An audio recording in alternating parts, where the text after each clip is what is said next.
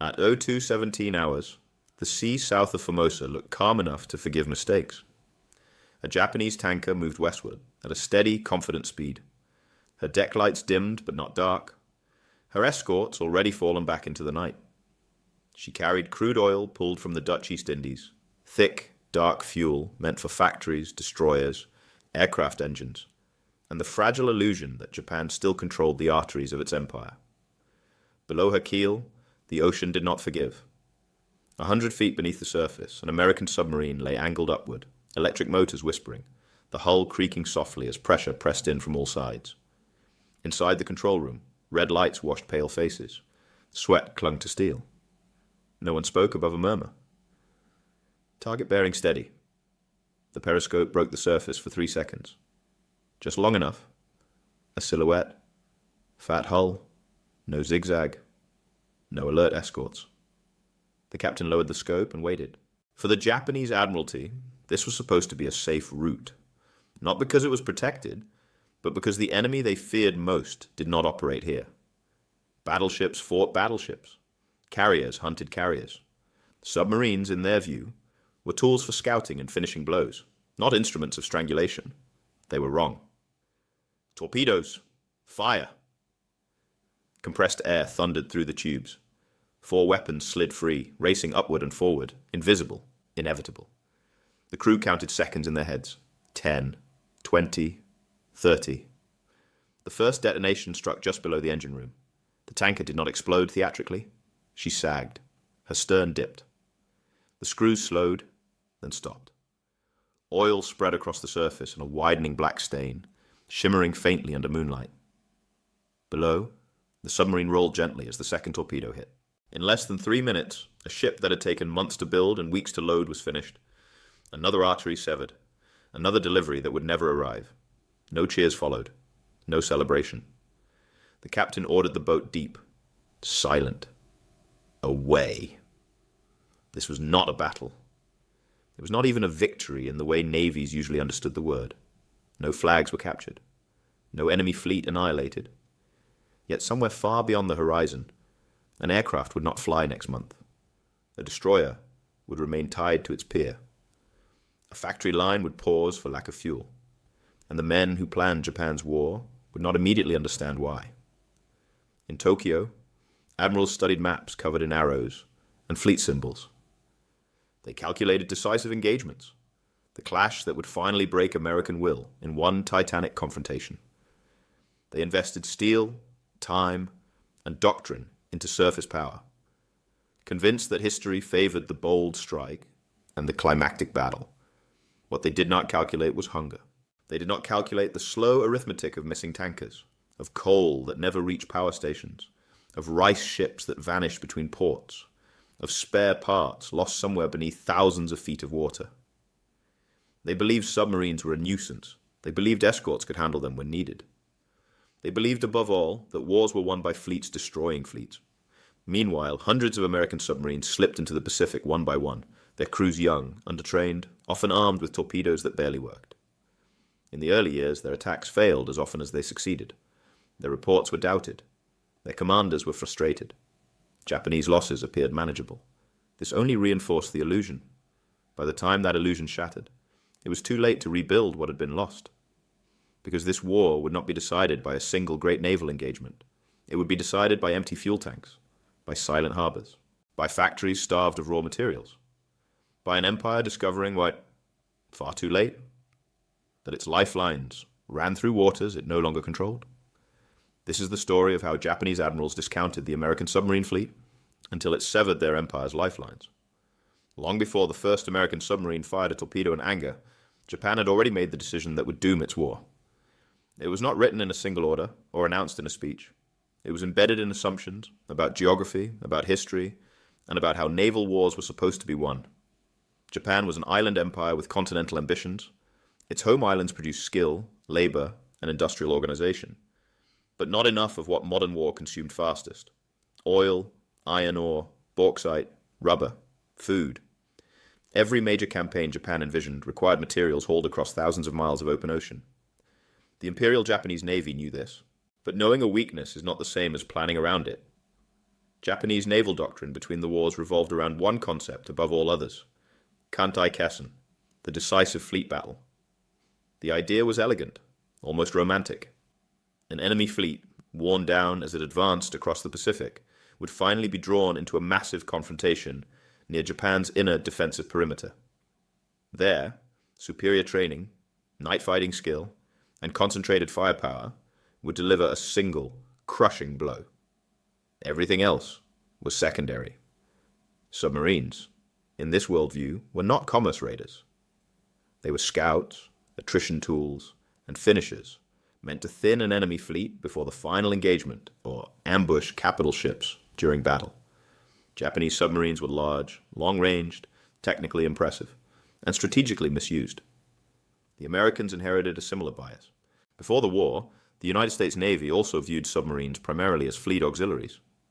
War plans focused on decisive surface action. Commerce warfare was discussed, but rarely emphasized.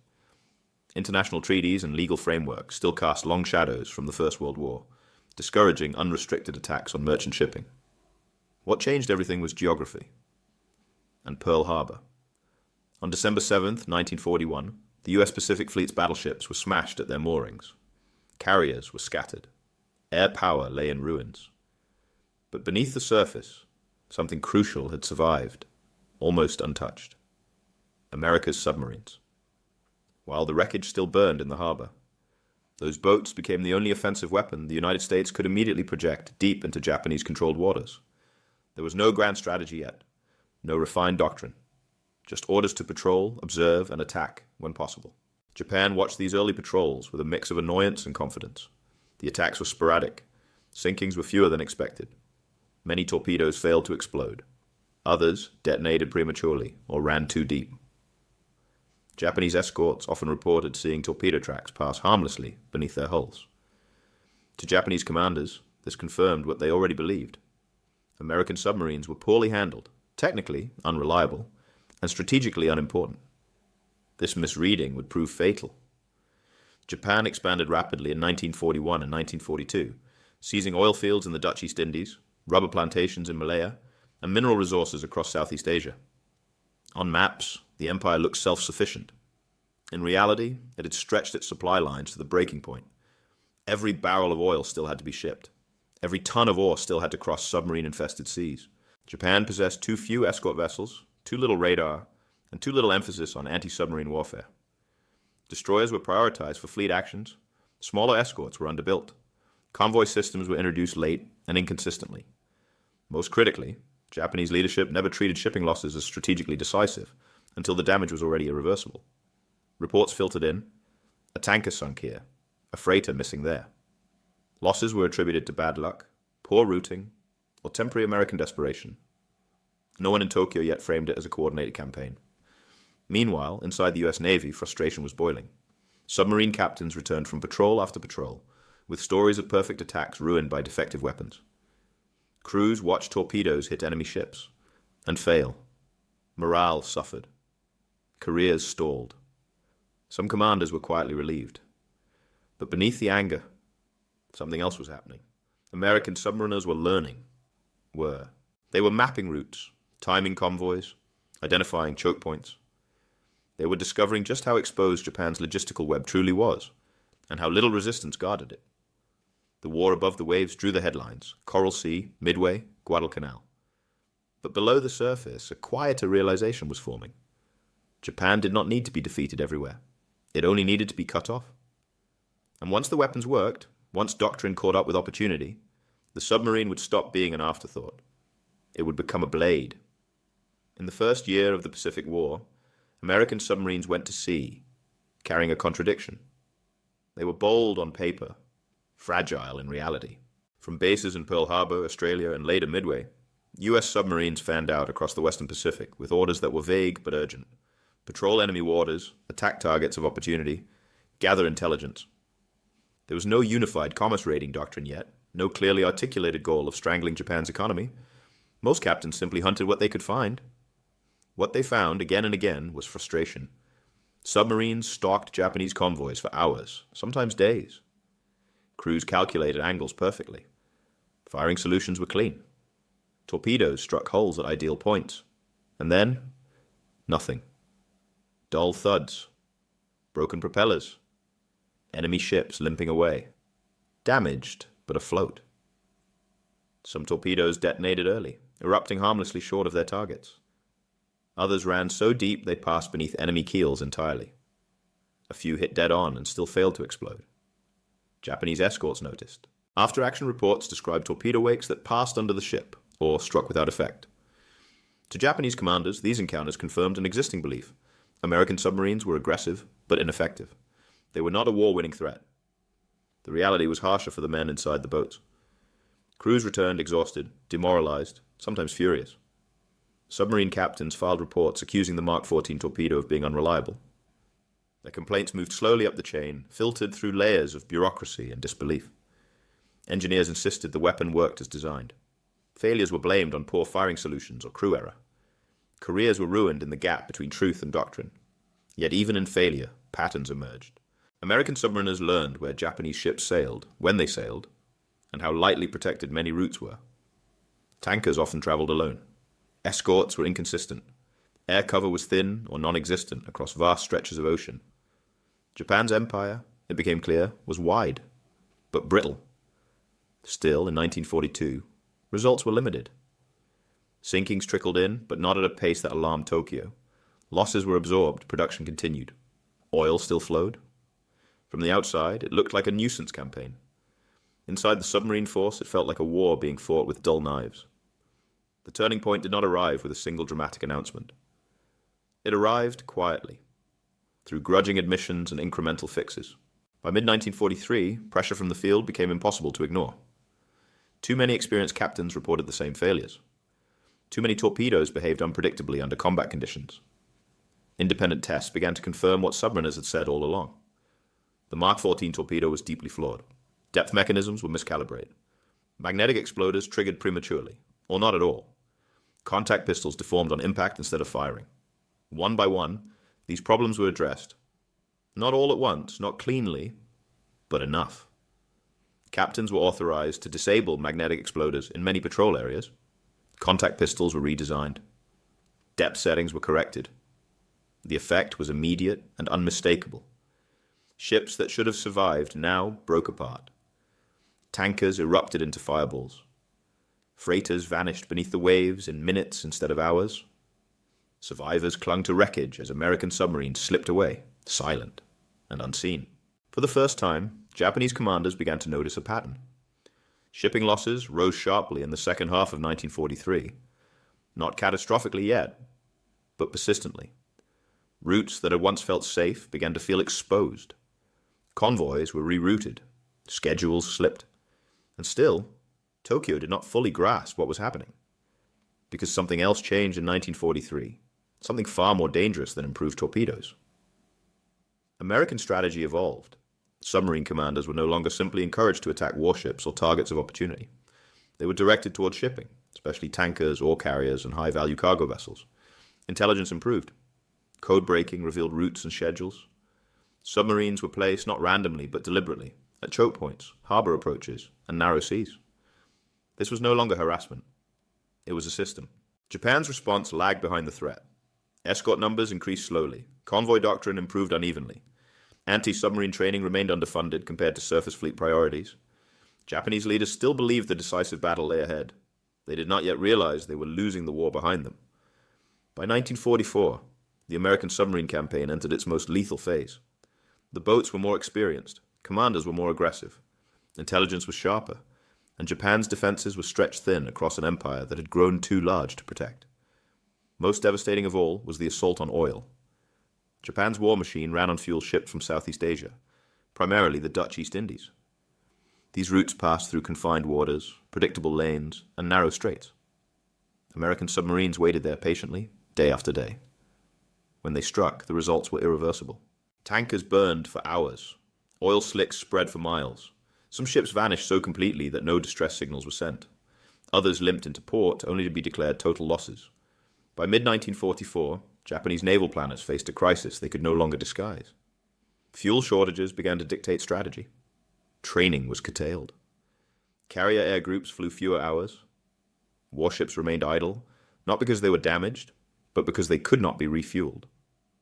Destroyers, desperately needed as escorts, were withheld to conserve oil. The feedback loop was merciless. Fewer escorts meant more sinkings. More sinkings meant less fuel. Less fuel meant fewer escorts. By late 1944, entire Japanese task forces were immobilized. Ships that should have contested American advances remained tied to piers. Submarines still at sea struggled to find targets, not because routes were safe, but because there were fewer ships left to hunt. Japan belatedly expanded convoy systems and escort production, but the measures came too late. Industrial capacity was strained. Aircraft production faltered. Repair facilities lacked materials. Even food shipments declined. Civilians felt the pressure. By 1945, cities rationed severely. Transportation faltered. Factories closed intermittently. The empire that had once stretched confidently across the Pacific now struggled to sustain itself within sight of its own shores. The decisive fleet battle never came. There was no final clash that destroyed the Imperial Navy in a single afternoon. Instead, there was absence. Empty fuel tanks. Silent harbors. Ships that never sailed. The American submarine fleet had not defeated Japan in one blow. It had simply made continuing the war impossible. Wars rarely turn all at once. They bend, they flex under pressure, slowly at first, then suddenly, until a structure that once seemed solid gives way. The American submarine campaign against Japan followed that pattern exactly. There was no single battle that announced its success. Instead, there were 3 moments where the trajectory of the war beneath the waves quietly, irreversibly shifted. For nearly 2 years, American submariners fought with a weapon they could not trust. The Mark 14 torpedo was supposed to be the most advanced in the world. On paper, it was lethal. In reality, it betrayed its crews. It ran too deep. Its magnetic exploder triggered prematurely in rough seas or high latitudes. Its contact pistol often collapsed on impact instead of firing. At first, Navy leadership resisted the idea that the weapon itself was flawed. Admitting otherwise meant acknowledging that dozens of patrols and lives had been squandered. But by mid-1943, denial collapsed under evidence. Repeated tests confirmed depth errors. Captains demonstrated failed detonations under controlled conditions. Quietly, reluctantly, the Navy authorized changes. Magnetic exploders were disabled in many areas. Contact pistols were redesigned. Depth settings were corrected. The result was immediate. Targets that once survived now sank. Attacks that had ended in frustration became decisive. Submarine crews felt the difference instantly. Confidence returned. Aggression followed. For the first time, the submarine was no longer a gamble. It was a weapon. Fixing the torpedo made success possible. Changing the mission made it inevitable.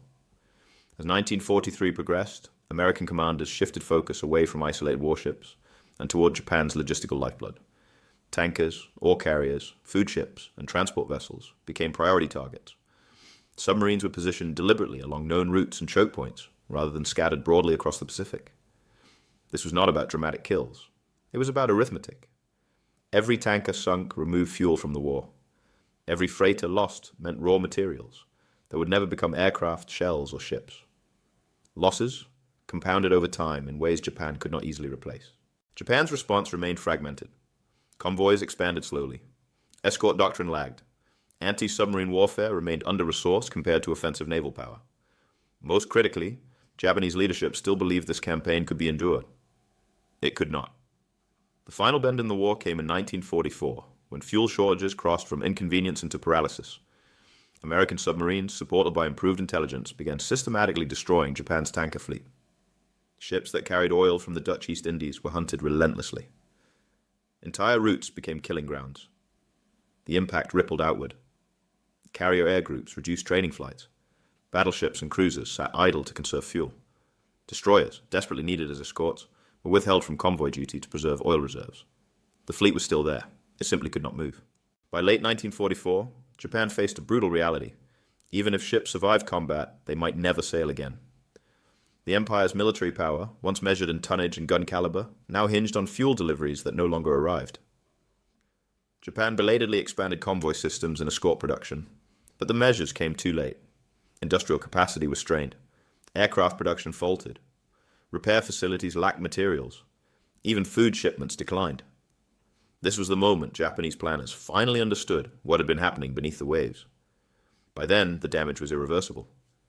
The submarine campaign had not just weakened Japan's navy, it had severed the connective tissue that made an empire function at all. The submarine war against Japan was not fought in sweeping formations or decisive clashes. It was fought in fragments, one patrol at a time, one periscope rise, one torpedo run measured in heartbeats. To understand how an empire was strangled, you have to move between two worlds, the steel tubes beneath the sea and the fragile ships above it, carrying everything Japan needed to survive. An American submarine on war patrol was less a ship than a pressure vessel stuffed with men. 80 sailors lived inside a hull barely wide enough to stand upright. Diesel fumes lingered. Sweat soaked clothes and mattresses. Food spoiled quickly in tropical heat. Fresh water was rationed. Silence was enforced not by discipline alone, but by fear. Fear of sonar pings. Fear of depth charges. Fear of being found. Every patrol followed the same psychological arc. The long, dull transit. The sudden spike of adrenaline at first contact. The crushing tension of the attack run. Then hours, sometimes days, of evasion while enemy escorts searched above, dropping explosives that shook the hull like a fist pounding on a coffin lid. Depth charges did not have to hit to kill. They bent metal, cracked gauges, snapped light bulbs. Men learned to lie still in darkness while the boat creaked around them, counting explosions and wondering which one would be close enough. And yet, patrol after patrol, they returned to sea. Because when a submarine succeeded, the impact was disproportionate to its size. A Japanese tanker was not just a ship. It was a promise.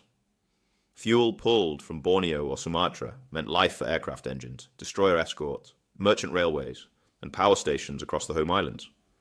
When a tanker sailed, entire schedules depended on its arrival. Most were lightly escorted, some were unescorted entirely. One such tanker left Southeast Asia in early 1944, bound for Japan with a full load of crude oil. Her crew expected routine danger, the occasional submarine report, perhaps a detour, but nothing unusual. They never reached their destination. An American submarine intercepted her at night. 2 torpedoes struck amidships. The oil ignited instantly, turning the sea into a burning field. Survivors leapt into flames or water fouled with fuel. No radio message was sent. No escort reported the loss. Weeks later, planners in Japan noticed the numbers didn't add up. Fuel allocations were lower than expected. Training schedules were adjusted. Warships were ordered to conserve oil. The tanker's disappearance was logged as a loss. Its consequences rippled outwards silently. Some submarines became legends. USS Wahoo was one of them. Under aggressive command, Wahoo prowled heavily trafficked waters in 1943, attacking with boldness that shocked both enemies and peers. She penetrated harbors, struck convoys at close range, and demonstrated what submarines could do when doctrine and confidence aligned. Her patrols were not just tactically successful, they were psychologically transformative. They showed American submariners that Japanese defenses were penetrable, that escorts could be evaded, that risk, when calculated, paid dividends. Wahoo would not survive the war, but by the time she was lost, her influence had already spread. Aggressive tactics became standard. Caution gave way to controlled audacity. The silent service found its teeth. The submarine war did not only kill soldiers. By late 1944, Japan faced a brutal reality. Even if ships survived combat, they might never sail again. The empire's military power, once measured in tonnage and gun caliber, now hinged on fuel deliveries that no longer arrived. Japan belatedly expanded convoy systems and escort production, but the measures came too late. Industrial capacity was strained. Aircraft production faltered. Repair facilities lacked materials. Even food shipments declined. It devastated civilians. Japan's merchant marine crews were often older men, teenagers, or reservists pressed into service. They sailed with minimal training, poor defensive equipment, and little understanding of the danger beneath them. As losses mounted, morale collapsed. Crews knew escorts were scarce. They knew convoys were unreliable. They knew distress signals often went unanswered. Some captains altered routes without orders, lengthening voyages and worsening shortages. Others sailed straight on, resigned. By 1944, fear stalked every voyage. Sailors slept in clothes. Lifeboats were kept ready. Yet when torpedoes struck, preparation meant little.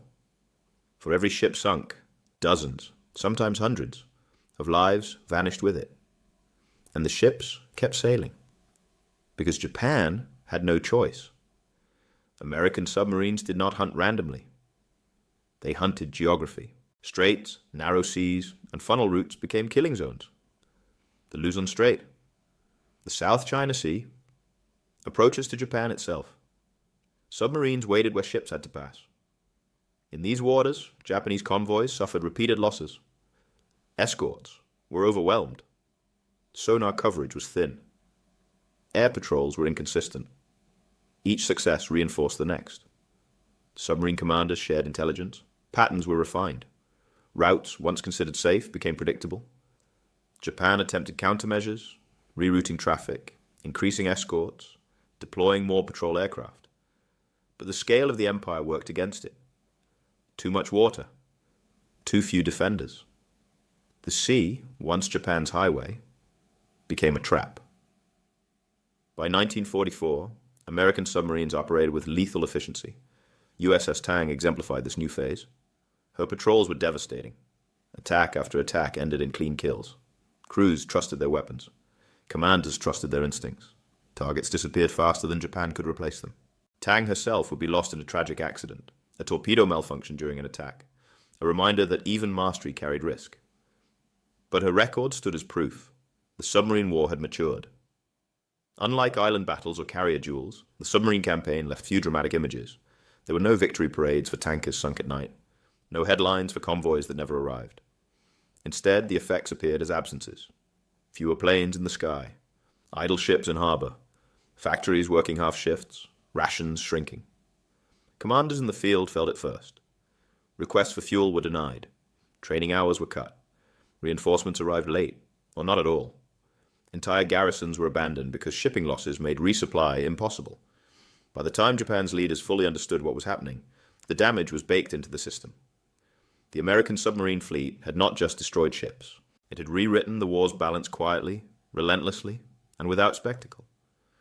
The submarine war did not announce itself with flags or headlines. It seeped into the minds of those who depended on the sea. For Japan, the psychological damage arrived long before the full strategic consequences were understood. Early on, sinkings were dismissed as isolated incidents. Losses were blamed on bad luck, poor routing, or temporary enemy desperation. Confidence remained intact.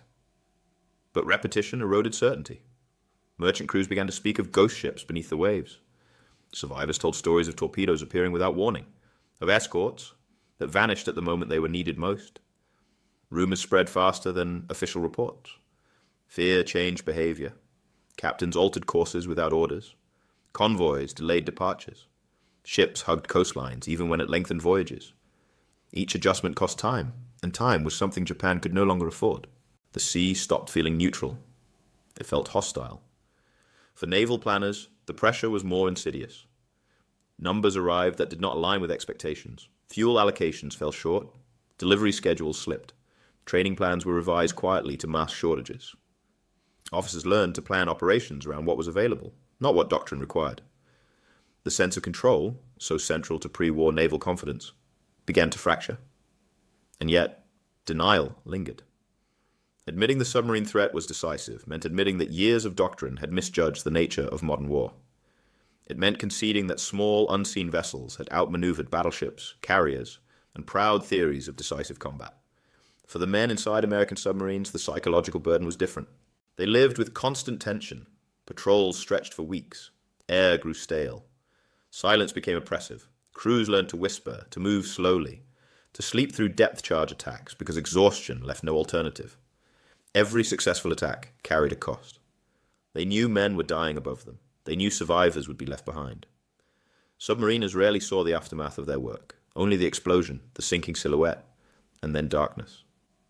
Some coped by detachment, others by grim humor. A few carried the weight home for the rest of their lives. Yet success brought its own clarity.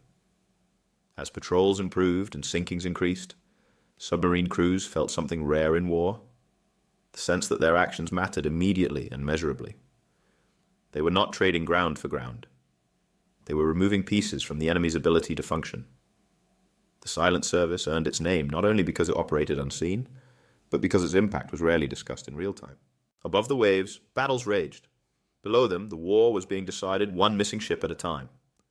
Wars are often remembered through battles, but they are decided by systems. In the Pacific, the American submarine campaign did not defeat Japan by destroying its fleets in dramatic confrontation. It defeated Japan by dismantling the system that made those fleets, armies, and factories possible in the first place. Japan's economy was maritime by necessity. Every major resource, oil from the Dutch East Indies, iron ore from Southeast Asia, food from occupied territories, had to move by sea. Unlike continental powers, Japan could not reroute around losses. There were no rail lines to fall back on, no inland waterways to absorb disruption. When submarines began sinking ships in large numbers, Japan did not just lose cargo. It lost options. Each missing tanker forced difficult choices. Fuel earmarked for training was diverted to operations. Ships were prioritized for critical missions, while others sat idle. Escort vessels were withheld from convoy duty to preserve fuel, making shipping even more vulnerable. The result was a strategic feedback loop. Fewer escorts led to more sinkings. More sinkings reduced fuel supplies. Reduced fuel supplies grounded ships and aircraft. Grounded forces could not contest American advances. By 1944, this loop had hardened into a trap. Carrier aviation, once the spearhead of Japanese power, suffered first. Pilots flew fewer hours. New air crews graduated with dangerously low experience. Aircraft remained on the ground not because they were obsolete, but because there was no fuel to fly them. The surface fleet followed. Battleships and cruisers were still formidable on paper, but paper did not move steel across oceans. Ships that survived combat were immobilized by logistics. The fleet existed, but it could not act decisively. This paralysis shaped every major decision Japan made in the final phase of the war. Operations were cancelled or scaled back. Defensive strategies replaced offensive ambition. Entire regions were written off because resupply was impossible. Garrisons were abandoned not by defeat, but by neglect. American planners understood this. By late 1943, submarines were no longer an auxiliary force. They were a central pillar of strategy. Carrier raids and island campaigns advanced the front line. Submarines ensured that Japan could not recover behind it. The contrast with Japan's own submarine doctrine was stark. Japanese submarines were large, capable, and long-ranged. But they were used to hunt warships, not to strangle logistics. Opportunities for commerce raiding were missed. When the crisis became undeniable, there was no time left to change doctrine, train crews, or build escorts in sufficient numbers. The imbalance was decisive. American submarines, representing a tiny fraction of total naval personnel, accounted for the majority of Japan's shipping losses. This disproportionate effect made the submarine campaign one of the most efficient uses of force in the entire war. And it changed how modern navies thought about power. Control of the sea was no longer just about surface dominance. It was about denial, about making the ocean unsafe for the enemy's most basic functions. Submarines, once relegated to supporting roles, emerged as strategic weapons capable of deciding wars without ever appearing in a fleet engagement. Japan's admirals had prepared for a battle that never came. They lost a war that arrived instead as empty harbors, grounded aircraft, and factories starved of raw materials. The empire did not collapse in a single moment. It withered. By the summer of 1945, the silence in Japan's harbors spoke louder than any battle report. Ships still floated at their moorings. Guns still pointed outward. But movement, the lifeblood of a maritime empire, had slowed to a crawl. Fuel was scarce. Spare parts were rarer still. Merchant traffic had collapsed to a fraction of its pre-war levels. Japan had not simply lost ships, it had lost circulation. Factories operated intermittently, if at all. Rail schedules broke down as coal deliveries faltered. Food shipments declined, tightening rationing in cities already strained by bombing. Military planners drafted operations they could not execute because the fuel to support them did not exist. When Japan surrendered in August 1945, American submarines lay among the victorious Allied fleets. They had no dramatic last stand to claim. No single battle bore their name. Yet their imprint was everywhere. More than half of Japan's merchant marine lay on the ocean floor. Oil deliveries had fallen to catastrophic levels. Entire island garrisons had been isolated and left to decay because resupply was impossible. The submarine campaign had ensured that even without invasion, Japan's ability to continue modern war was finished. In the years after the conflict, historians and naval planners began to reassess what had happened beneath the waves. The lessons were uncomfortable. Japan had possessed capable submarines, but used them poorly. It had built a powerful surface fleet while neglecting the unglamorous work of escorting ships and defending supply lines. It had prepared obsessively for a decisive battle that never came, while ignoring a quieter threat that operated every day, everywhere. The United States drew different conclusions. Submarines became central to naval strategy, not supporting actors. Anti-submarine warfare gained new prominence. Logistics, once treated as a background concern, moved to the center of military planning. The Pacific War revealed a truth that modern conflicts would repeat again and again. Wars are not won only by destroying enemy forces. They are won by destroying the enemy's ability to sustain them. The American submarine fleet did exactly that. Invisible, uncelebrated, relentless. Japanese admirals discounted the submarine threat because it did not fit their vision of war. By the time reality asserted itself, the lifelines of their empire were already severed.